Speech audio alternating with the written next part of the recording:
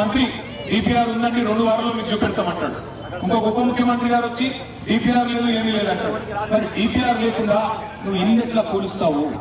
DPR detailed project report లేకుండా, ప్రణాళిక లేకుండా ఇంటికి రెడ్ మార్క్ ఎట్లా వేస్తావు?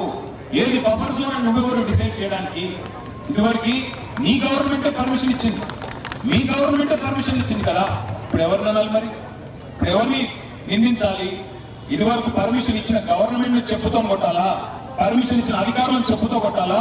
లేదా ఇవాళ ముఖ్యమంత్రిగా ఉండి గాంధీ కుటుంబానికి, రాహుల్ గాంధీ గారి కంటే ఈయన 1000 కోట్లు పంపిస్తారంట నెలకి, అందుకోసం మన ఇల్లు కొలగొడతారంట. దయచేసి నేను విజ్ఞప్తి చేస్తా ఉన్నా, ఇక్కడికి వచ్చిన మా ఆడబిడ్డల్ని, మీ అన్నదమ్ముల్ని ఒక్కటే గుర్తుపెట్టుకోండి.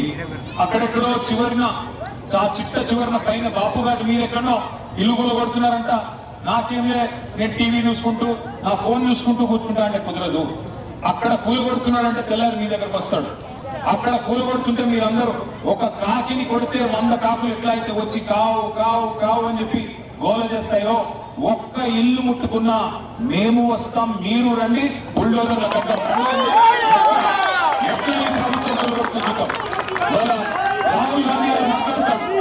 రాహుల్ గాంధీ మాట్లాడతాడు, ఉత్తరప్రదేశ్ లో యోగి ఆదిత్యనాథ్ బుల్డోజర్ రాజు నడిపిస్తున్నాడు అంటాడు.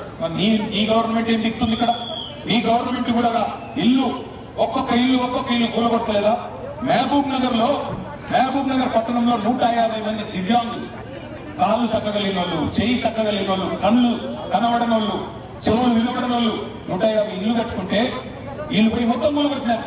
నేను వెలుగుమట్లలో, ఖమ్మంలో అక్కడ ఒక 1000 ఇల్లు కూలగొట్టారు. రామగుండంలో మొన్న కూలగొట్టారు.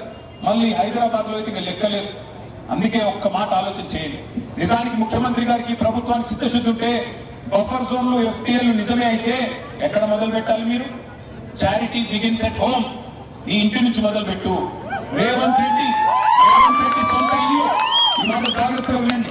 రేవంత్ రెడ్డి సొంత ఇల్లు కొడంగల్లో రెడ్డికుంటలో ఉన్నది, ఎఫ్టీఎల్ లో ఉన్నది. ఫుల్ ట్యాంక్ లెవెల్లో చెరువు లోపల రేవంత్ రెడ్డి ఇల్లు ఉంటుంది. దాన్ని కూలగొడతారు ఎవడన్నా? అధికారికి దమ్ముందా? ఎవరికన్నా ఉండదు. ముఖ్యమంత్రికి సిగ్గుందా? నీవు ఇల్లు ఎఫ్టీఎల్ లో కట్టుకోవచ్చు. మీ అన్న దుర్గం చెరువులో తిరుపతి రెడ్డి ఎఫ్టీఎల్ లో ఇల్లు ఉంటుంది, దాన్ని కూలగొట్టవు. పక్కన హిమాయత్ సాగర్ లో నీ మంత్రి పొంగులేటి శ్రీనివాస్ రెడ్డి ఇల్లు బఫర్ లో ఉంటుంది, దాన్ని కూలగొట్టవు.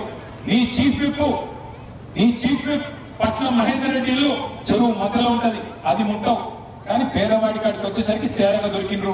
వీళ్ళకి ఎవరు మాట్లాడతారులే, వీళ్ళ కోసం ఏం చేస్తారులే, వీళ్ళకని ఏమైతుందిలే అనుకొని నీ ఇష్టం వచ్చినట్టు నీ అంతా జాగీర్ అన్నట్టు 50 మీటర్ల బఫర్ జోను. ఎవరు చెప్పాను నేను 50 మీటర్లు?